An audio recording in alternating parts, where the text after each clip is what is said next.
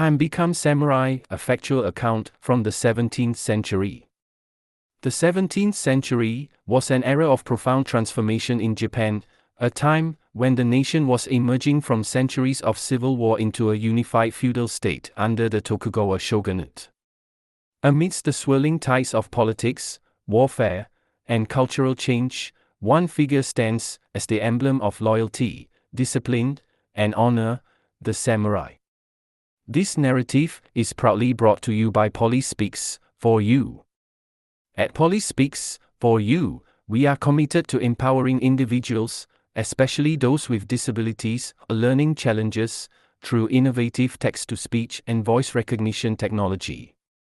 Poly Speaks for You is more than just software; it's a tool for self-expression, connecting people with the world in meaningful ways. By blending the richness of history with cutting-edge technology, Poly Speaks for You demonstrates that every voice, whether preserving the past or shaping the future, has the potential to inspire. While we strive to make the story engaging, our primary focus is on storytelling itself. The visuals are secondary; we are showcasing the remarkable capabilities of text-to-speech software that bring these stories to life. This factual account explores the world of a samurai in the 17th century, from their origins as elite warriors to their rise as the military class that would define the age. The origins of the samurai. The samurai's roots can be traced to the Heian period, 794 to 1185, when local clans and military leaders rose to power by offering protection to noble families and villages in exchange for loyalty and tribute.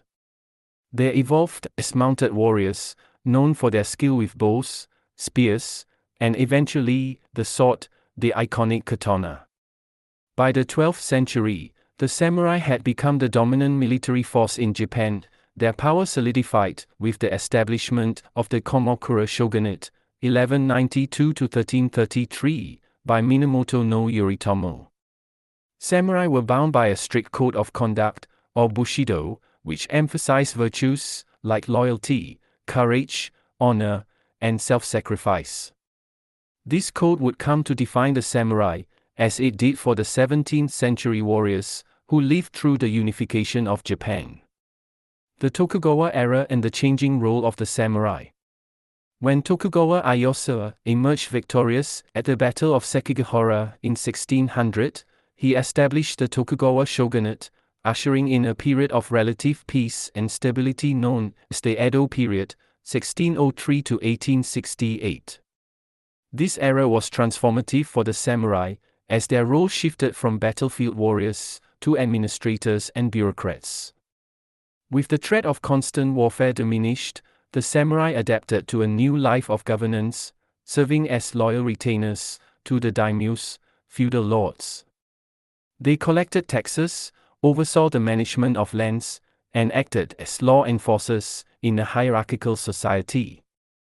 This transition, however, was not without tension.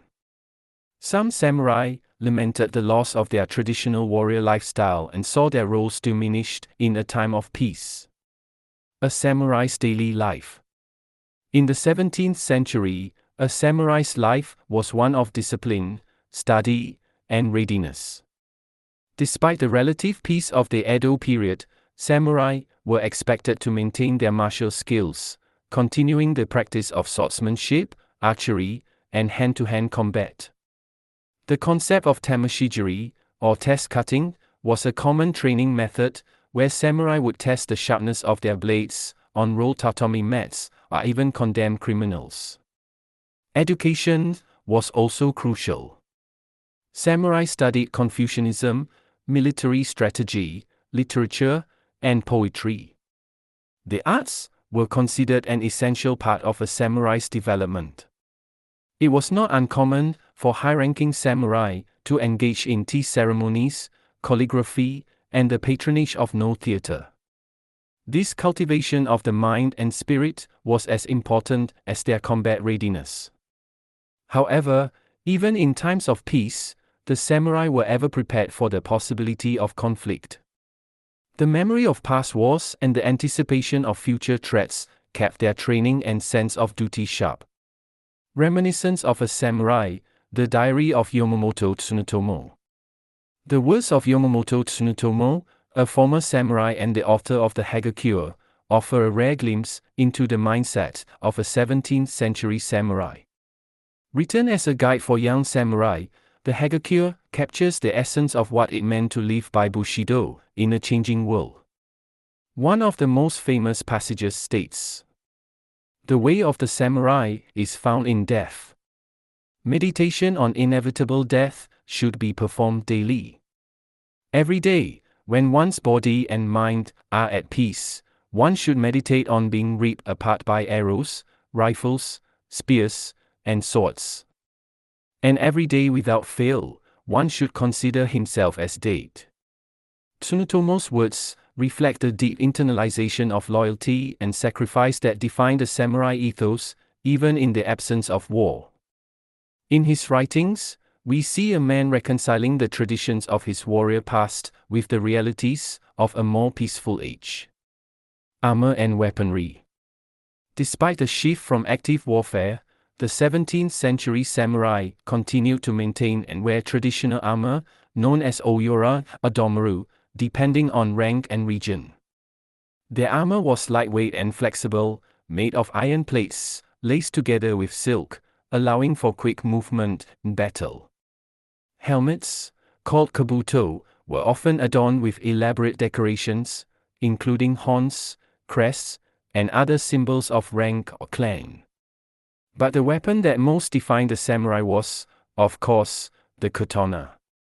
By the 17th century, the katana had reached its iconic status as the soul of the samurai.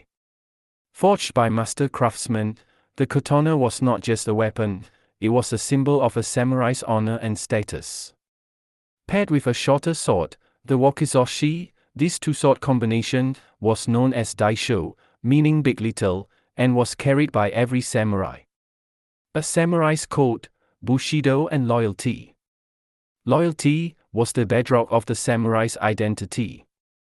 A samurai's life was bound to the service of his lord, a daimyo. To fail in one's duty, or worse, betray one's lord, was a fate worse than death. This rigid sense of duty sometimes led to the practice of seppuku, or ritual suicide, as a means of preserving honor after a failure or disgrace. One of the most famous stories of samurai loyalty from this period is that of the 47 Ronin, who, after their lord was forced to commit seppuku, spent 2 years plotting revenge against the official responsible for his death. Their act of vengeance and subsequent seppuku became a symbol of ultimate loyalty and the Bushido Code. The decline of the samurai. By the mid-17th century, the samurai's dominance began to erode. The prolonged peace of the Edo period led to the rise of merchant classes, and many samurai found themselves in financial straits. Some became ronin, samurai without a master, while others struggled to maintain their livelihoods in a changing society. Despite these challenges, the legacy of the samurai endured. Their martial traditions, sense of honor, and contribution to Japanese society left an indelible mark on history. The legacy of the samurai.